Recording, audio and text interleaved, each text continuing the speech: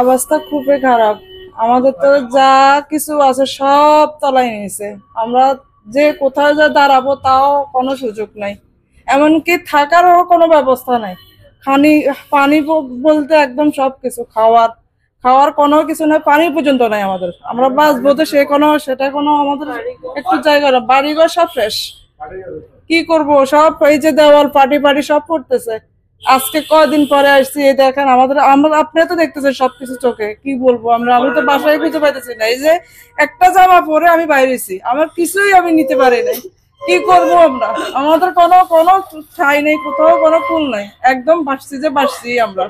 কি করব আমরা এখন? আমাদেরকে যদি কেউ ইয়ে করে সাহায্য করে তাহলে তো আমাদের আলহামদুলিল্লাহ একটু চলতে পারি, তাহলে তো কোনো কথাই নেই।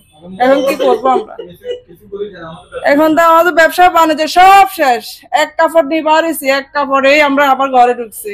এখন যে সবগুলো ফাটি ফাটি পড়তেছে, এটারও কোনো কুল কিনারা পাইতেছি না। কি করবো আমরা, কার কাছে যাবো?